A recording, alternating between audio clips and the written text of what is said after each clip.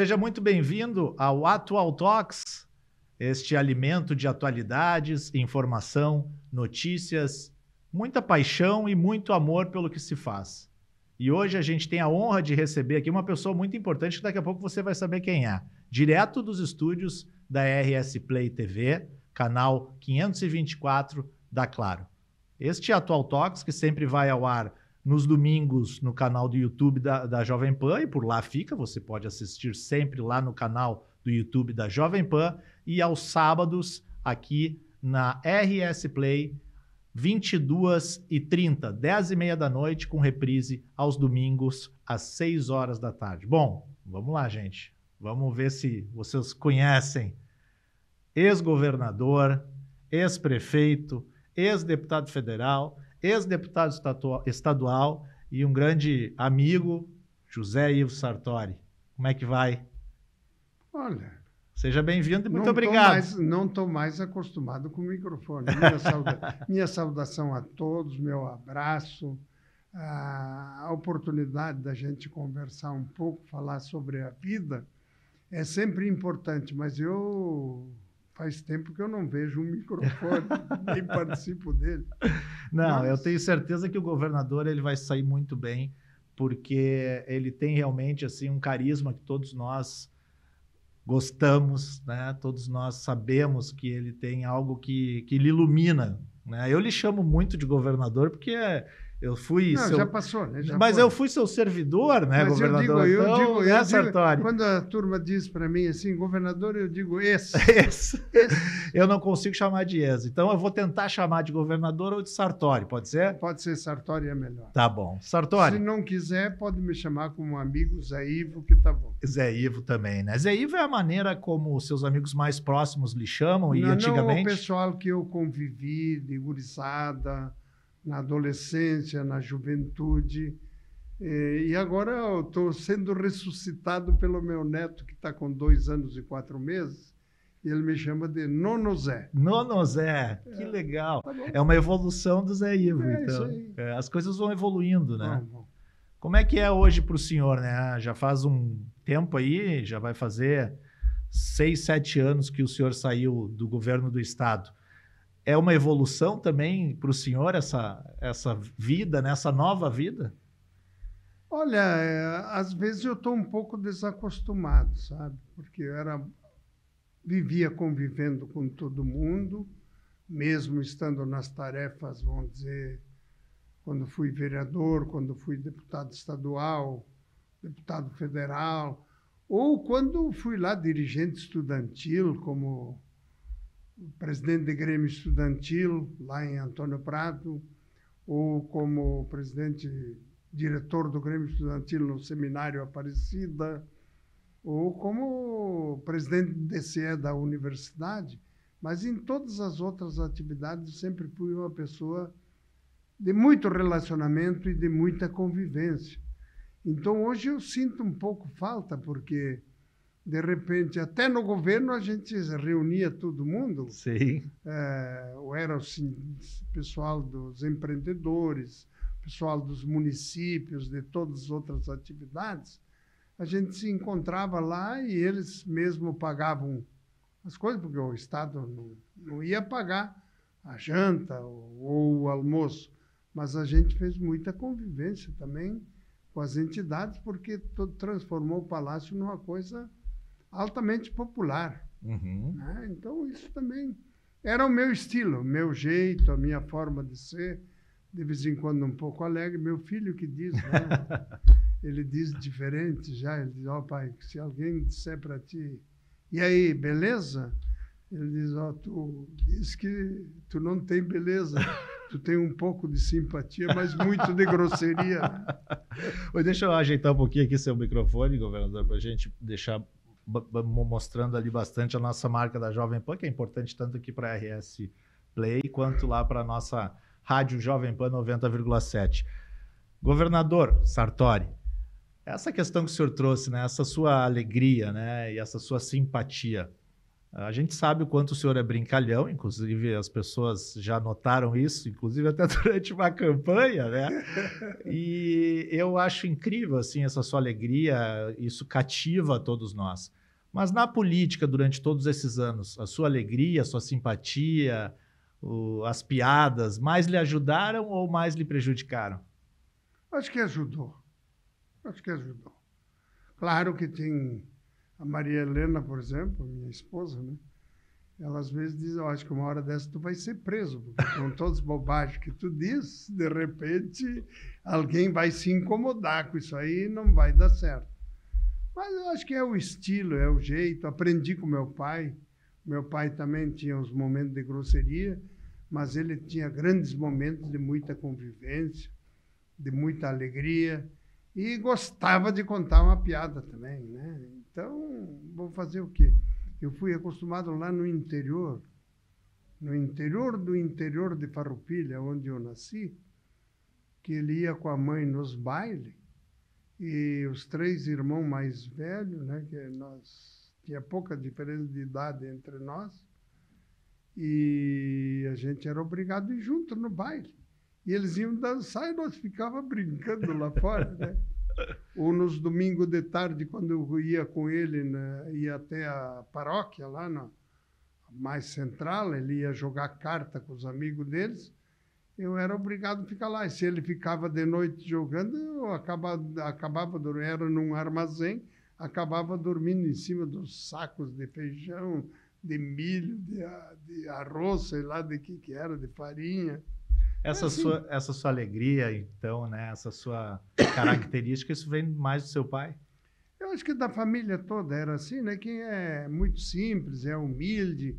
Eu vivi muito na família as coisas que eles faziam festa nas famílias. Era tal de surpresa que hoje não existe mais, né? Então eles iam num lugar, iam no outro, ou até quando era a atividade econômica da família. Por exemplo, todo mundo produzia trigo. Hoje não produzem mais naquela região. Então, como tinha pouca trilhadeira na época, ela passava em todas as famílias. E as famílias, uma ajudava a outra para fazer mais rápido e tocar para frente, né?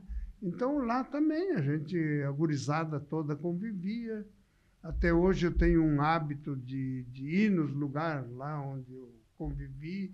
Tenho muitos amigos que foram meus colegas do primário, né? E, então, lá, a vida é assim, não tem que ter diferença para ninguém. Tem que tratar todo mundo igual e pronto, e vamos tocar para frente. E eu sempre vi o senhor tratando realmente todo mundo da mesma forma, né? Seja a pessoa mais importante, né? Algum dirigente, enfim, empresário ou, né, outras pessoas que daqui a pouco estão numa posição diferente.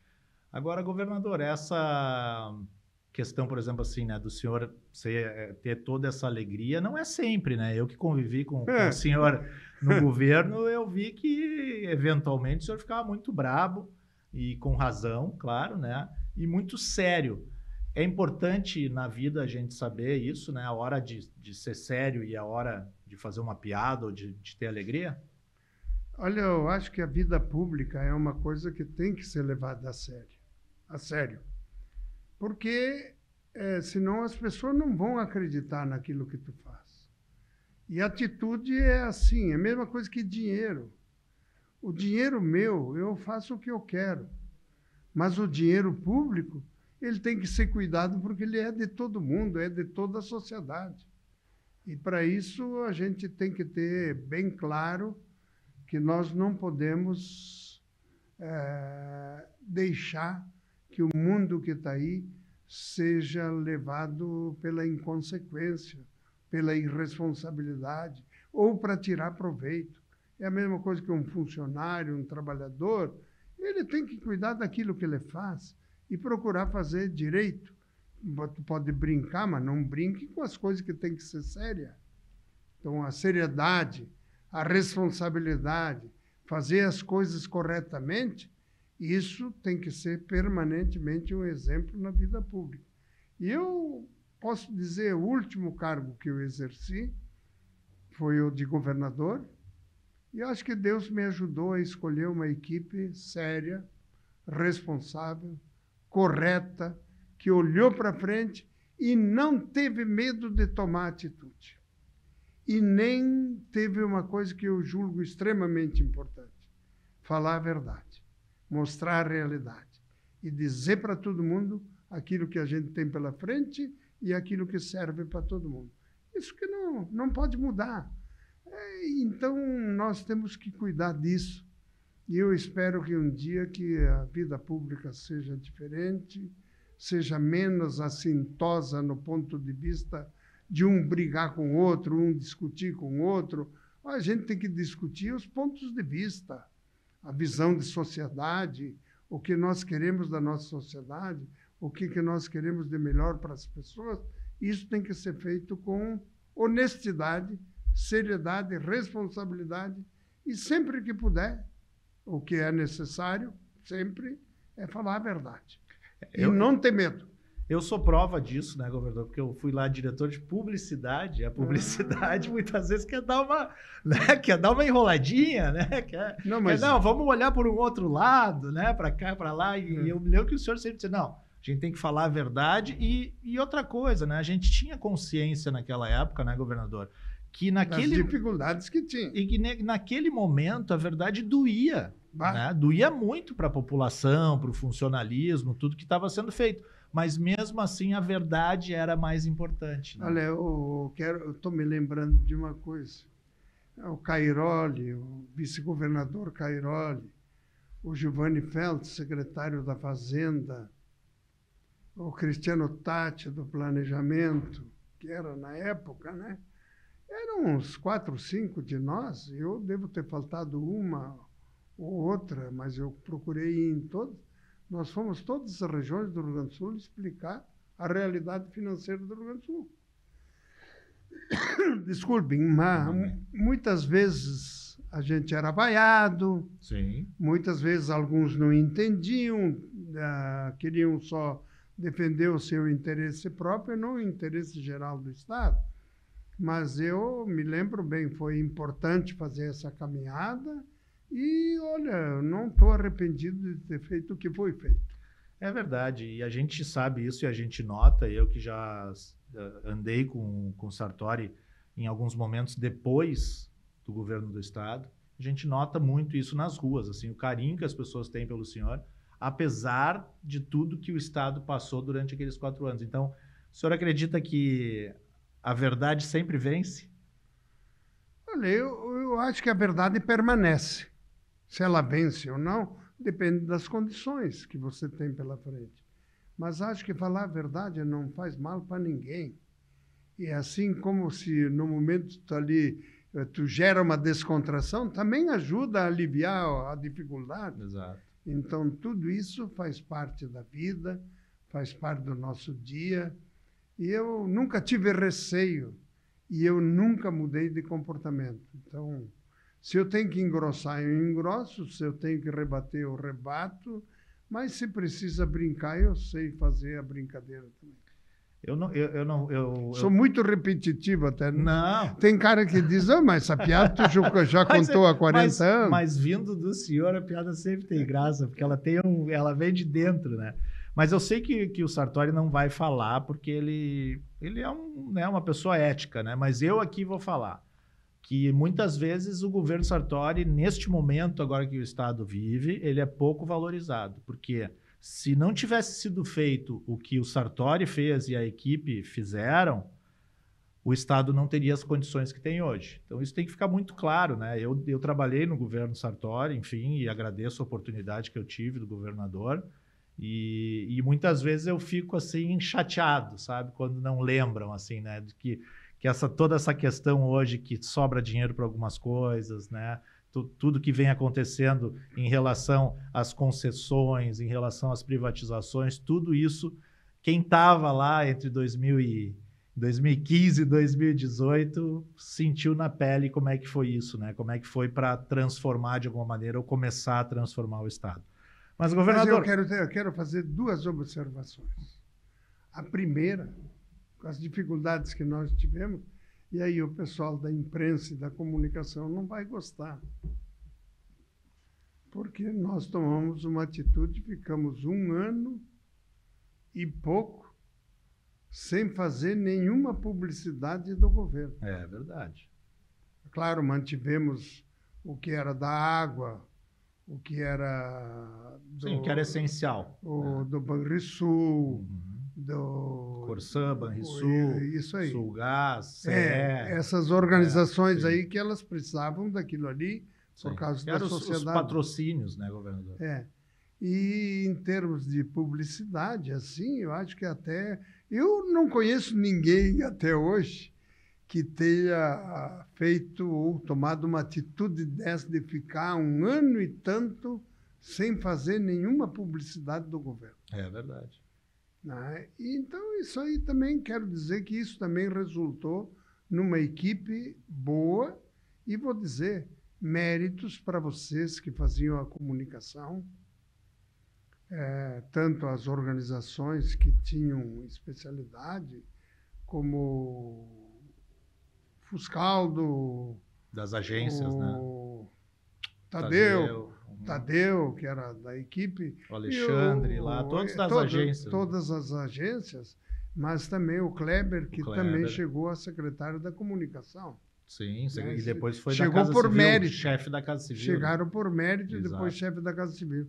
Mas acho que o grande mérito do governo, ele... Tá bom, a obra é importante, tudo é importante, aquilo que você faz na estrada, na escola, ou em todas, na política agrícola, no financiamento, nos atendimentos da população, mas acho que a comunicação ela foi disparada uma coisa de realmente mostrar para a sociedade e revelar aquilo que era o Estado do Rio Grande do Sul. É verdade. Então, a comunicação teve um papel extraordinário nessa caminhada.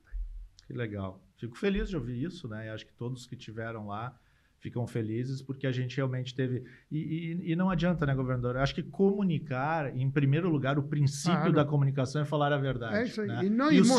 E o senhor nos apoiou em relação a isso. É isso aí. Né? Porque a gente sabe que muitos políticos, do executivo principalmente, às vezes dizem assim, não, isso daqui não fala, não diz ou não vamos revelar. E muito pelo contrário, né? Foi um governo realmente muito transparente. Não, e também o seguinte, é que na área pública, no executivo, quem está ali tem que saber valorizar a diversidade. Exato. Porque nem todos pensam igual. E nem todos têm a mesma opinião. E nem todos enxergam o mundo da mesma maneira. Uns enxergam diferente de outros. Mas quando tu soma tudo, significa que tem união, que tem capacidade de respeito, que tem, vamos dizer, capacidade de olhar para frente e saber que todos têm que caminhar junto, uns mais apressados, outros um pouco mais lentos. E isso eu aprendi ainda quando eu fui prefeito, que eu dizia para alguns, olha, eu prefiro que você ande na minha frente, que eu prefiro te segurar, do que ficar te empurrando. Né? Empurrar a pessoa para trabalhar é uma coisa. Fazer a pessoa lá na frente, segurar ele um pouquinho, para não ir tão ligeiro e não estragar o que você está fazendo, eu acho que esse é o melhor caminho. Tem uma seriedade. Eu vou contar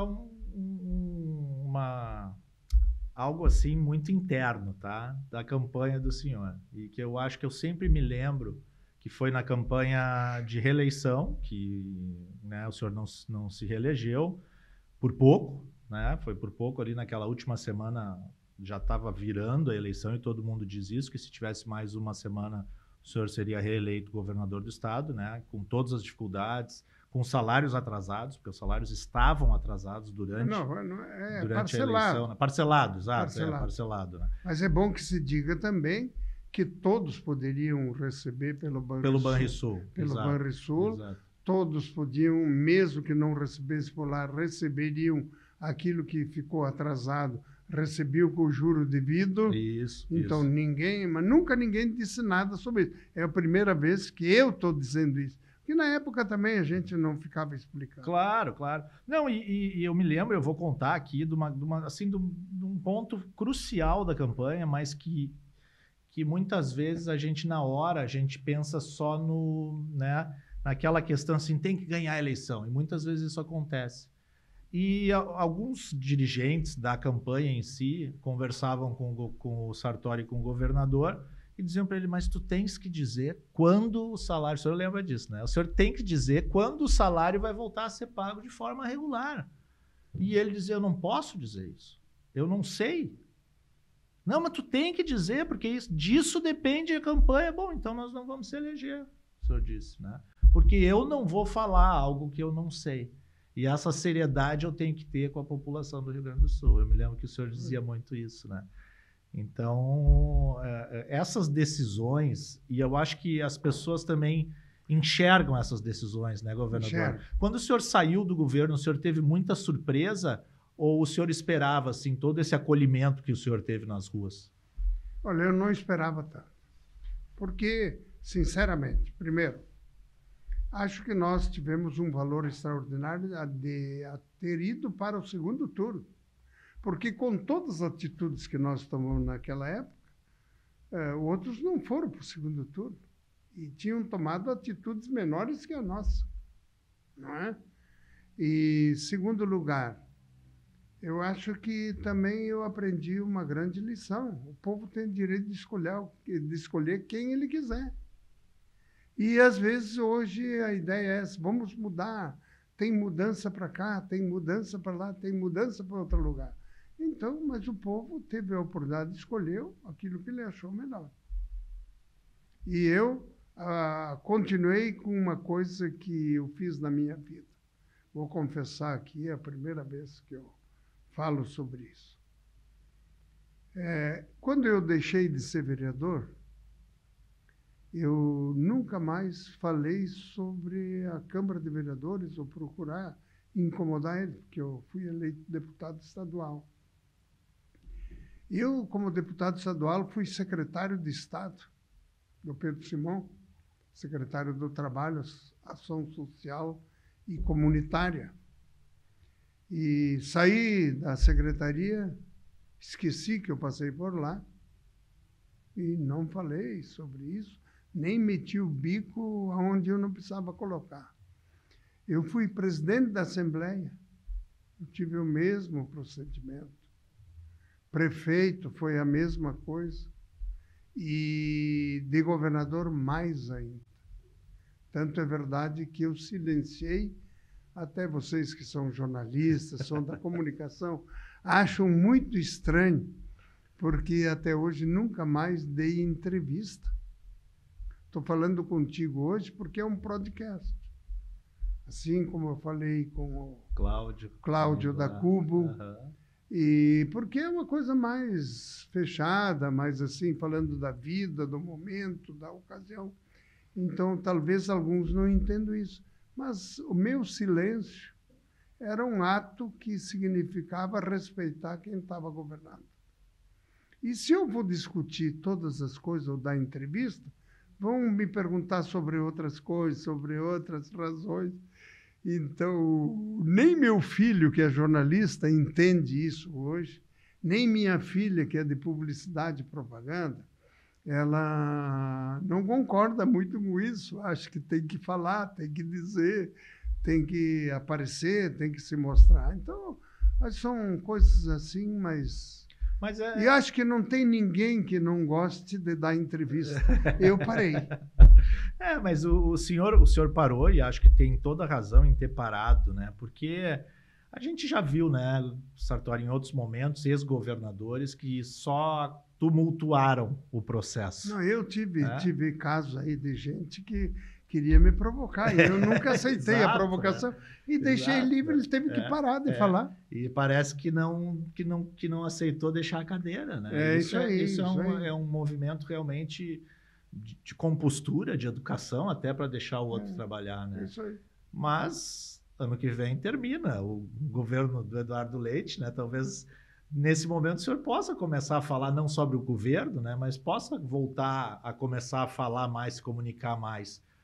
O senhor está hoje com 70 Olha, eu tive uma boa relação, aprendi a ter aí. Nós tivemos muitas reuniões com os ex-governadores inclusive com algumas posturas em algumas ocasiões. O Colares, que faleceu, o único daqueles que foram eleitos pelo voto popular que faleceu, os outros todos estão aí, né? E a gente se encontra de vez em quando, conversa, bate papo, todos, alguns mais, outros menos, mas eu acho que essa convivência também é de respeito comum. Claro. Saber que nós fizemos parte dessa história, fizemos parte dessa caminhada do Rio Grande do Sul, e o Rio Grande do Sul passou por muitas dificuldades.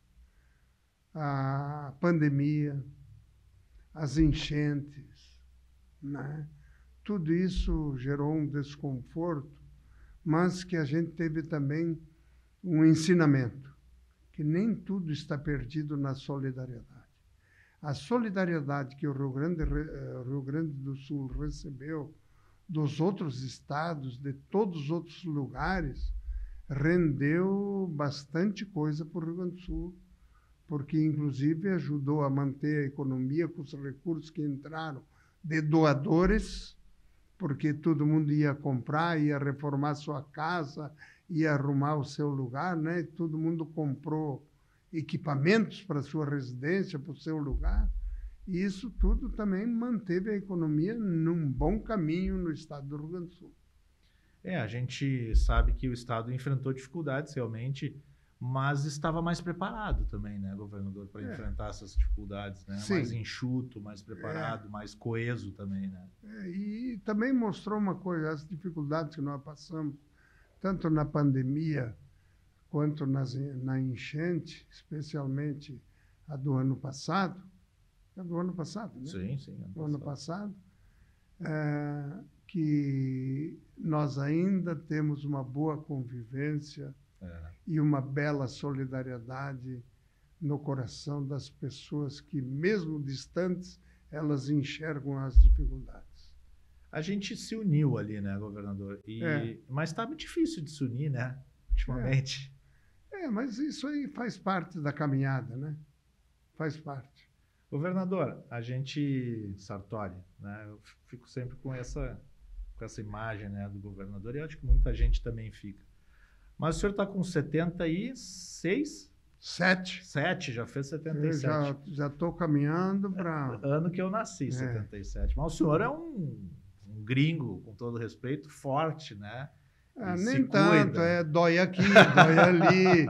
Um dia mas talvez esteja doendo porque está meio parado. Um dia é renite, outro dia é sinusite, depois é os ombros, depois é a lombar. E assim vamos indo. Essa insistência dos seus filhos em fazer com que o senhor pelo menos volte a se comunicar, né?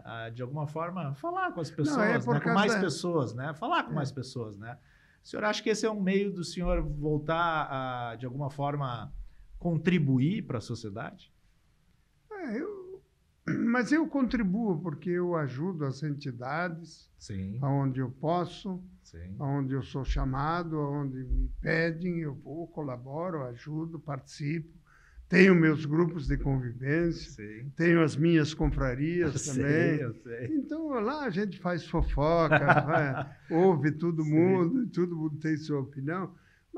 Mas contribuir com a sua cabeça, governador, com a sua inteligência, com a sua experiência, para atingir mais pessoas. Olha, agora, bem pouco tempo, há 2 meses atrás, eu acho, eu fui convidado para dar uma palestra no curso de jornalismo. Eu vi.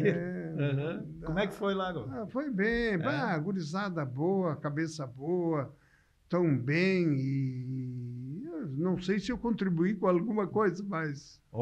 Professores responsáveis pelas universidades, Sartori está à disposição aí para contribuir. Não, eu vou de vez em quando aqui, ali, em outro lugar. Faz parte. Eu não vou perder o jeito, nem o estilo de conviver e de participar.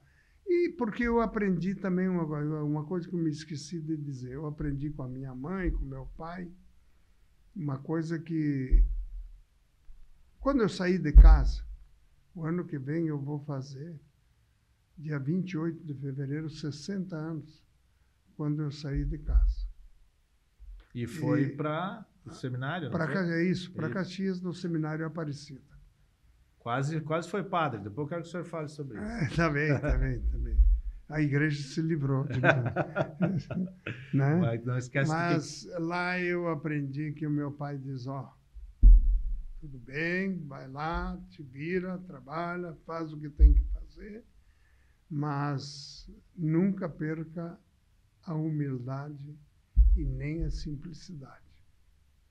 Eu acho que eu procurei cumprir isso aí ao longo de toda a vida. E da minha mãe, que era uma pessoa muito relacionada. Meu pai era um borracheiro, né? Foi borracheiro. E a minha mãe, ela era muito da convivência, tanto é verdade que ela ficou, deve ter sido rainha lá da terceira idade em Antônio Prado, no mínimo umas 4, 5 vezes. Né? Que legal. E tanto é verdade que no velório dela, a família teve que admitir e colocar um baralho junto. Né? Eu vi, eu estava lá. Foi um baralho junto, porque ela adorava uma cartinha. Ela adorava, carteado. gostava com todo mundo, com a família, com as pessoas de idade. Tinham os casais, que eram os amigos dela lá, que viviam mais perto, assim, que não adianta, era que nem uma mãe para eles, uma irmã, uma companheira, uma amiga, tudo, ela era tudo, né? E ela, com o jeitinho, a minha mãe teve pouca instrução, mas o que ela aprendeu no relacionamento era de uma pessoa aparentemente até intelectualizada. Sim. Então, é algo que eu até conversei no último episódio aqui com o João Batista Mello, né? Que é lá da agência Paim, não sei se o senhor conhece.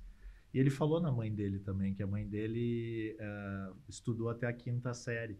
E aí a gente falou muito sobre, sobre coisas que são diferentes, né? Uma coisa é o conhecimento, a outra é a sabedoria. isso aí. E acho que Mas é que a sapiência, ela não vem só através do estudo ou da ciência, ela vem também da convivência. Quem sabe conviver, se relacionar, sabe como respeitar, sabe como evoluir junto com os outros. Aprender, né? Aprendizado. E repetir. Né? Professor que não sabe repetir para os seus alunos, o aluno não absorve. Pois é, então o senhor quase foi padre e depois quase foi professor. Como é que foi essa época da Não, sua eu vida? Quase fui. foi professor, Fui desculpa. professor. Quase foi padre e foi professor. É. Como é que foi essa época? Olha, Chegou a pensar mesmo em ser padre ou foi para o seminário para estudar? Eu não preciso esconder nada, né? Eu, na verdade, já jovem, eu era dirigente estudantil. Com 13 anos, eu fui fundador do Grêmio Estudantil, lá junto com outras pessoas em Antônio Prado. Depois, eu comecei a militar na JEC, a Juventude Estudantil Católica. Tinha a Juventude Universitária Católica, a JUC, tinha a JAC, Juventude Agrária Católica. Tinha todos esses movimentos, né? E eu ali até trabalhei muito lá na igreja, fazendo coordenação das missas, em alguns casos, né? E fui me destacando para isso. Foi uma consequência de eu ir para o seminário. Tanto é verdade que eu entrei com 18 anos para o seminário. A maioria que estudou no seminário entrava com 11, 12 anos antes de mim. Então, o fato é que aprendi muito. Até tive um pouco mais de disciplina, embora quando eu entrei no seminário nós pegamos já o período do pós-Concílio Vaticano II, Concílio Ecumênico Vaticano II, e que o Papa era o Papa João XXIII, que, aliás, o mundo católico às vezes nem reconhece o papel que esse Papa teve de transformação e de mudança da Igreja. Uhum. Né, de estar mais presente na vida das pessoas, das comunidades.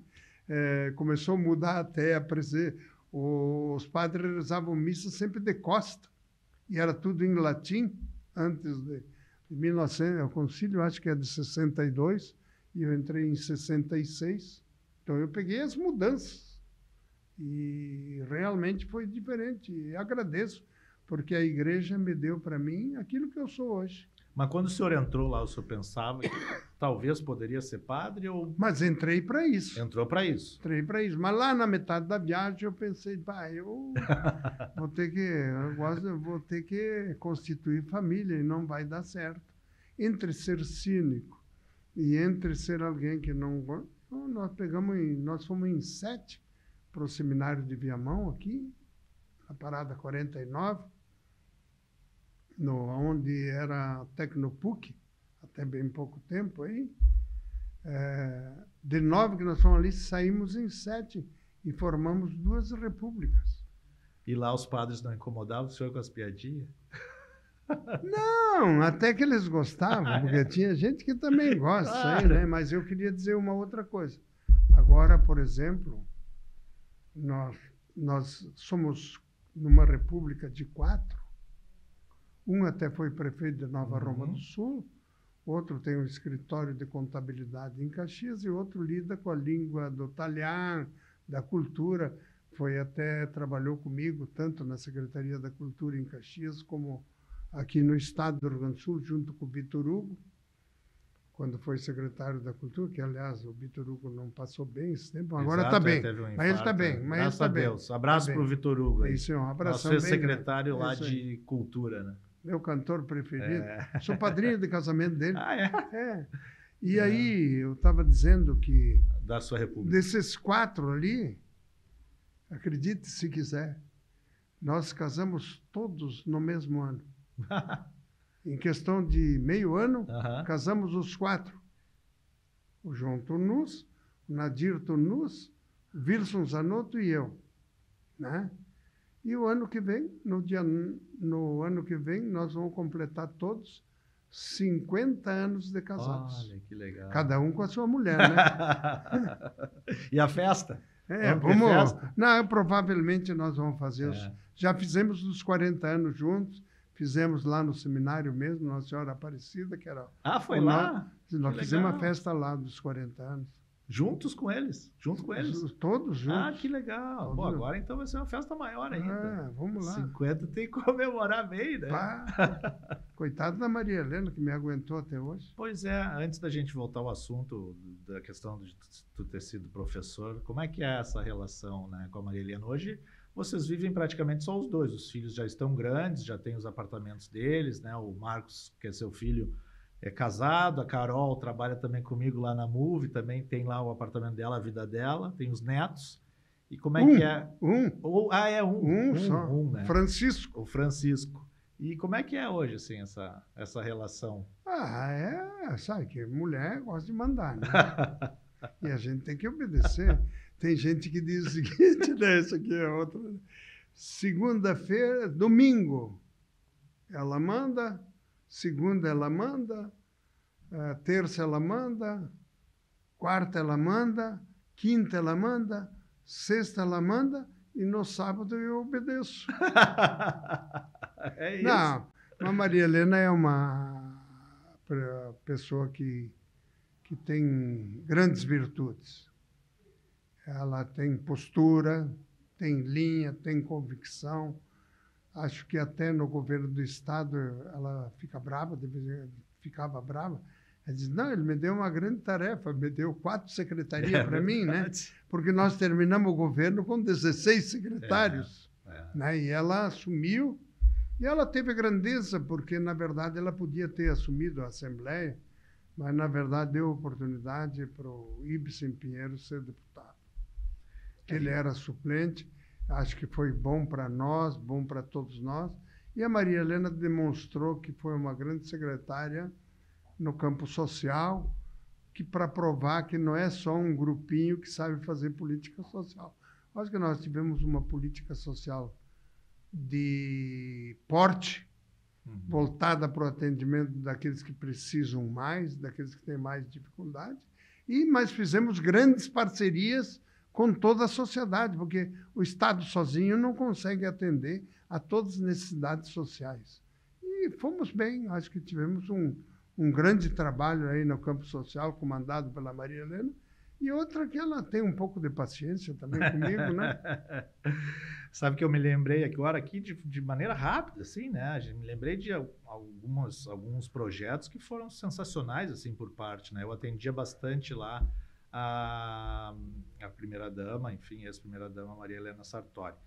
E teve, por exemplo, um que eu posso lembrar aqui, o CIPAVES, né? Que são as comissões internas de Na prevenção. verdade, o CIPAV nós começamos na Prefeitura de Caxias. Em Caxias. E ela era deputada na Exato. época, daí ela transformou o CIPAV, como estava bem lá, bem trabalhado, ela transformou em lei. Aqui no estado, Isso. né? E aí, mas quem instituiu nas escolas estaduais foi ela, né? Que instituiu, assim, né? como ela transformou em lei o Primeira Infância Melhor. O Primeira Infância Melhor. Então, tudo isso é característica dela. E o CIPAV, né? Ele tem uma característica que a gente sabe que durante ali o seu governo diminuiu em mais de 30% a violência e os acidentes dentro das escolas. E a violência para uma criança, ela é muito maior, né, do que para um adulto. O adulto consegue trabalhar melhor os seus traumas, mas para uma criança é muito pior. Também a gente pode citar... E aí vira aprendizado, porque Exato. tem o bullying, tem isso, tem aquilo, tem a dificuldade de diferença, às vezes, de status de uma criança para outra, quer dizer, de renda de um e de outro, e você tem que dar oportunidade para que seja diferente. E nós tivemos uma boa equipe, ó. Tivemos pessoas aí que, às vezes, em 2, 3 pessoas, faziam a coisa andar e atender bem e dar o resultado que dava, né? Os centros da juventude também, que iniciaram todas as obras e toda a negociação com investimentos do BID. Foi bem. Mas aí eu quero ressaltar também que os centros da juventude não existiriam apenas pelo Estado. Porque mesmo sem construir eles, a gente tinha... Eu vou tentar me lembrar de todos, né? Não estudei para isso, mas na Restinga, em Viamão, Alvorada, Cachoeirinha também. Não, Cachoeirinha acho que não tinha. Tinha lá perto, no Rubem Berta, e tem mais um. Eram 6, né? Do Frei Luciano, lá na divisa com Viamão. Como é o nome? Santa Isabel? Não. Não. Sim, lá na Lomba do Pinheiro. Isso, Lomba do Pinheiro. Isso. Ali, vou te dizer, ali, se não é a entidade que tinha lá, o Frei Luciano, tinha no outro que era um pessoal da maçonaria, no outro era o centro da favela. A CUFA? CUFA. A CUFA. E assim, né? Mas essa foi uma característica também do governo, né? De fazer parcerias, né? Eu me lembro que o senhor dizia, né? Gente, se a gente não tem para comprar esse copo, vamos arrumar quem nos ajude a comprar. Claro. Isso eu aprendi ainda como candidato a prefeito de Caxias do Sul, quando eu não fui eleito. Que a gente colocou um programa no ar, e eu coloquei como programa um governo de parcerias. E já foi novidade. Sim.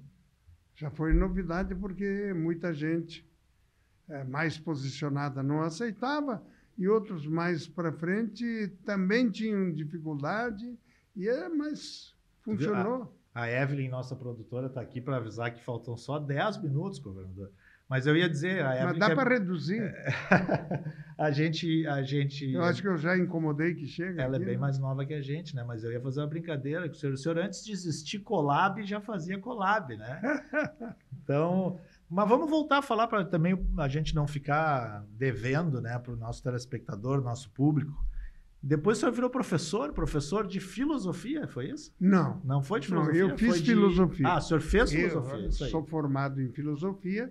A Maria Helena também é formada em filosofia, embora depois ela tenha feito também História da América Latina, né? Fez meio pós-graduação, acho, uma coisa assim. Mas eu entrei... O meu primeiro emprego foi de professor. Porque lá de trás, eu não vou contar, de pequeno, com 13, 14 anos, você ia trabalhar, né? Sim, claro. Fui trabalhar lá, produzir chinelo. Aquele chinelo amarelo de lona, sabe? Então, mas não fiquei muito tempo, não. O primeiro emprego com com carteira assinada ali, com Não, registro? Não, digo o de professor. O de professor, sim. E era de quê? Dava aula de? Educação religiosa. A educação religiosa, No Colégio São José de Caxias. E hoje é teologia, E depois eu fui... Não, colégio de irmãs, ensino das público. Irmãs de São José. Uhum. E depois eu peguei também no Colégio Murialdo de Anaré, que também... Lá dei Cursinho? Também. E cursinho. Depois, sim. Saí dali, fui ser cartorário. Trabalhei 2 anos como cartorário, um cartório de protesto e títulos cambiais, né? Tabelionato e... Bom, começou a se adequar à nossa burocracia ali cedo. E depois, então, em 76, foi quando eu casei, em 76, e aí fui candidato a vereador e fui substituir o que foi eleito prefeito, Mansueto de Castro Serafini Filho, dando aula de moral e cívica no supletivo do Colégio Cursão. Em 78 eu virei proprietário, sócio. Não existe mais moral e cívica, né? Não. Mas os caras achavam assim, pá, mas esse cara ali, que é contra os milicos, contra todo mundo, ser professor de educação moral e cívica, né, que entrou em vigor em 70, né? Em 70. Eu comecei dando aula. Hoje ia ser difícil, realmente, né? E achar um professor de moral e cívica, porque... Mas eles desconfiavam de mim, imagina eu, barbudo naquela época lá, e companhia com opiniões avançadas, muito para frente, os caras diziam, mas esse cara aí... Bom, governador, a gente já está E aí no Cursão foi uma experiência extraordinária. Aí é outro ambiente, né? Nós tivemos um grande servidor no nosso tempo. O Rigoto e eu estávamos juntos, éramos sócios. Bem como é a vida. Nós começamos junto como vereadores. Sim. O Rigoto e eu, depois deputados estaduais juntos. Foram depois prefeitos perto. Não, ele não foi. Ele não foi? Não. Governadores foram? E ele foi federal, o senhor na época também foi? Fiquei estadual. Não, mas quando ele foi governador, que o senhor foi deputado federal, né? Sim, sim. Ele era federal. Isso. Daí... Abriu a vaga. Não, mas fui obrigado a ir, né? Mas, na verdade, eu tinha gostado de ser estadual. Tanto é verdade que de federal eu fiquei só 2 anos, né? Sim. Eu tive que renunciar ao mandato. Vou lhe fazer uma pergunta aqui que vou puxar um pouquinho pro meu assado aqui, lá da Assembleia, né? O senhor jogava dadinho lá em cima, lá no último andar do restaurante? Não. Não, mas não tinha mais o restaurante lá em cima quando eu entrei na Assembleia. Não tinha? Já era aqui embaixo. O restaurante era ali no pátio. Porque o Schirmer sempre fala muito. Mas ele é muito mais antigo. É que o Schirmer... O senhor entrou em que ano? Eu entrei em 82. O ano de final de 82, mas na verdade 83. O Rigoto e eu. Então acho que foi na legislatura anterior, então, que acabou. Acho que foi em 82 que acabou o restaurante. Pode ser. Sim, o restaurante de 82 já era lá embaixo, lá. Quem sai lá para a biblioteca, Porque naquela época realmente as coisas eram muito diferentes, né, governador? Era tudo mais tranquilo quando não se tinha, né, celular, era mais leve, o senhor acredita? Assim, não tinha tanta... Mas eu conheci o restaurante lá em cima, conheci. Sim. Mas não tinha tanta vigilância, digamos assim? Não, já era mais... sempre teve boa vigilância. Não, mas eu digo das outras pessoas ficarem vigiando, né? Hoje em dia aqui com o celular... Não, naquela época não tinha. O celular entrou em que ano? 90 e... sim, 94, 5. E nem tinha câmera, aqueles celulares, né? Era mais tranquilo. Era um tijolão. Vocês, né, que são agentes públicos, vocês viviam de uma forma mais leve, mais tranquila naquele tempo? Mas eu, por exemplo, quando entrei na Assembleia, tinha sessão e votação na segunda, terça, quarta e quinta e sexta de tarde. Não, mas eu digo em relação ao público, em relação às pessoas, assim, na rua, reconhecer, cobrar. Não, né? Mas era muito mais reuniões, convivência, comício, tudo. Hoje em dia nem tem mais isso aí. Tá certo. Pois é, aqui, ó, a Evelyn passou aqui para nós. Ó, chegou em dezembro de 92, quando a CRT começou a distribuir os primeiros aparelhos para teste. E era caro, né? Teste, né? Era teste. E era caro, né? Era caro. Me lembro que custava o preço de uma linha, tinha que comprar a linha. Era né? um tijolão. Era um tijolão, é. Bom, balançou um pouquinho aqui. Governador, eu quero lhe agradecer muito. Assim, a gente ainda tem um tempinho e a gente não conseguiu falar de tudo, porque a sua vida realmente é muito rica de experiências, de convivência, como o senhor diz, né?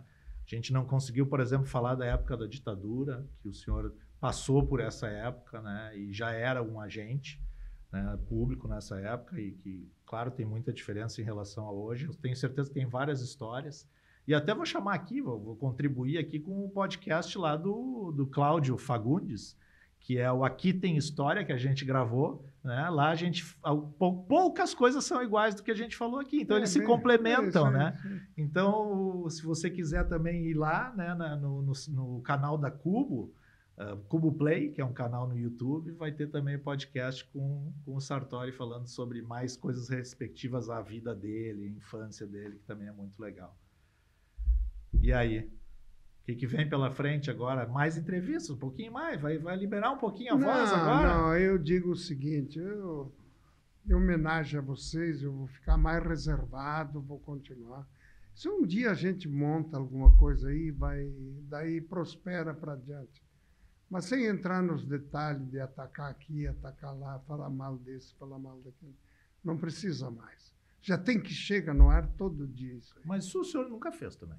Hã? O senhor nunca fez assim, Não. nem quando estava Mas eu enfrentava. Não, enfrentava, era mas com discussão, respeito. A né? discussão era debate político. Tanto é verdade que quando eu fui vereador, era Arena e MDB. Pá, nós era... A briga era forte, mas guardei amizade com todos. Eles sabiam minha opinião, sabiam minha posição, que lado que eu era, etc. Mas a amizade ficou com todos. E até hoje nós temos aqueles que ainda estão vivos aí, são poucos, mas nós mantemos a amizade porque a divergência era normal. A gente sabia o que a Arena pensava, o que o MDB pensava. Qual era a ideologia de uns, qual era a ideologia de outros. E nós convivemos todos e mantivemos o respeito e estivemos juntos em outras peleias posteriormente. Sartori, para a gente encerrar, de forma geral, assim, né, na vida, né, qual a sua esperança para daqui para frente? De maneira geral, seja trabalho, seja família, seja o neto, seja a saúde, qual a sua esperança? Assim? Quero que tu faça uma análise geral. Eu acho que o país precisa urgentemente de uma reforma político-partidária e eleitoral, em primeiro lugar. Segundo, a federação não pode ser mais a que está aí. Tem que valorizar mais os municípios e os estados e ter menos centralização do que tem lá hoje. E outra excrescência que existe são as tais de emendas que eu acho prejudicaram a vida dos partidos, prejudicaram o sistema brasileiro e estão acabando com o orçamento público nacional. Por isso que é preciso uma reforma da Previdência, saiu um pouquinho lá atrás, saiu um pouquinho da reforma trabalhista, saiu um pouquinho, não se mexe na reforma administrativa. O poder público não pode mais viver para dentro de si. Ele tem que ser para fora, tem que ser para a sociedade, para todos. E a minha esperança é que essas mudanças elas possam acontecer e que o município tenha valor, porque é onde a população vive. E com o senhor, pessoalmente? Eu comigo vou continuar colaborando, ajudando aqui e ali, procurando incomodar menos, porque já incomodei bastante. Tá certo. Bom, muito obrigado, Sartori, pela tua presença aqui. Realmente foi um papo muito legal e leve, como sempre é. E espero realmente que a gente possa te ver em mais lugares, assim, né? Conviver mais contigo, né? Tu que gosta de convivência. Tem gente que Não, só é só convive me- contigo quando te, Não, é te só me assiste. convidar que eu vou na janta, vou no almoço. Acho que vai ter muito almoço e muita janta para tu ir.